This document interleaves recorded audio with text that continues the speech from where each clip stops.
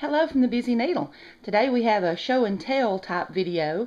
I would lay some of these quilts out on the bed, but all the beds are occupied by people who can sleep this morning. One of the questions I wanted to answer today is people ask me, how do you decide if it's hand quilted or machine quilted? And a few things go into that. Let me show you a quilt here that I did. I spent a lot of time piecing this quilt. It's what you call a barbed wire star. Let me get it open here with one of my hands. And you can see the center. So it has all these different colors, what we call scrappy stars. And then I put a pieced border on it, panicky border. And then I hand quilted it in what's called fine hand quilting, and that has nothing to do with how I quilt. That's just what it's called. Sometimes it's called traditional quilting. I hope you can see. I put some medallions and I French seamed around all the pieces. This quilt has about 800 different pieces in it. It took a lot of time for me to do this. Now, hand quilting I do in fits and starts. I'm a very busy woman. I have 2 middle school age children. I teach high school, which is not an 8 to 3 job.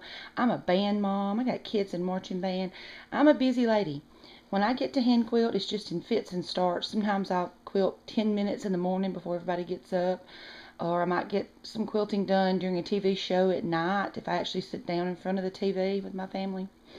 So it takes literally months just to quilt a quilt like this. So if I put that kind of time into something, it's going to be a special quilt top for me to do that with. Here's another one that I hand quilted that I just adore. This quilt top was done by my grandmother before she passed. She left several quilt tops that my mother and I have been trying to quilt on for years. You can kind of see the inside. It's very wild colors. I call it the Groovy Granny. This is a different style quilting I did on this one. I enjoyed doing this because I thought about it pretty much with every stitch.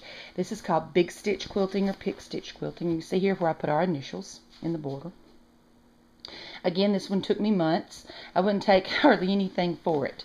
It has such sentimental value. And I love spending that extra time in it because it was something that meant a lot to me.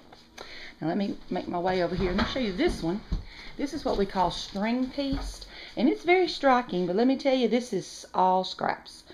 Scraps from me, scraps from my mom, scraps when she had a quilt shop and gave quilt lessons. I was running around picking up people's scraps. This is very easy to do. I'll do a video on this one day. Put it together pretty quickly. There's a good bit of sewing, but it didn't take a lot of really tough piecing. And you can see, I machine quilted this one. This is what I call my ball game quilt because it was made totally out of scraps. Even the backing fabric was given to me. So I have very little money in this quilt and not too much time. I machine quilted this. This is what you call free motion quilting in the loop-de-loop pattern. And it was during the summer break. And when I had 10, 20, 30 minutes, I would run there to Maxine and maybe just quilt a block or 2 blocks. Or if I had half an hour, I might manage to knock out 4 blocks. But I managed to quilt this whole quilt in a week. So that was just the quilting part. So a week, 3 months. So you see the time investment. Sometimes you have to think, is a quilt top really worth 3 or 4 months? And remember, once I have this on my quilt frame, I really can't start a new one. Even if I get tired of working on it, I have to keep it on there till I get it finished. A week. So let me show you again. So the time has something to do with it. Let me show you some things I'm piecing right now. I have all these blocks made, and I'm going to start setting them together pretty soon. There's about 60 of them. This is what you call, let me back up a little. This is what you call an hourglass. Here's a block, what it looks like. 4 pieces, 2 seams. Fun to put together. Didn't take me a lot of time. I'll tell you now, this will be machine quilted. As much as I love hand quilting, and I really do love to hand quilt, that's how I came to this, is hand quilting. I've loved to hand quilt since I was a middle schooler, and my mom and grandma would have up a frame, and I thought that was the greatest thing ever. But I just don't have the time for that. And this one didn't take me a lot of time to put together. So I don't feel like it may be worth the time investment for hand quilting. Now let's look at the next one. This is a quilt block called a weather vane. My quilt for this, I planned 20 blocks. I've made 14.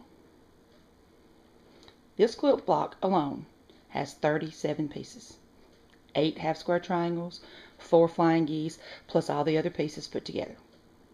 I bought pink for sashing. It's going to have a pieced border I'm already thinking as I put it together how I'm going to hand quilt it, what kind of stitches I'm going to use. So you see, time spent. How much time I spend on it really makes up my mind whether I'll hand quilt it or machine quilt it. Now as time goes on, older people have a hard time hand quilting, because your fingers don't work as well. If you have arthritis, it is tough on your joints and tough on your wrists and sometimes tough on your back. So there are a lot of considerations when you decide, hand quilt or machine quilt. If you're making quilts for function, this quilt won't keep you any warmer than a machine quilted quilt. So those are just some thoughts about quilting and how to finish up a quilt when you get it started. So I hope you all have a great day, and God bless.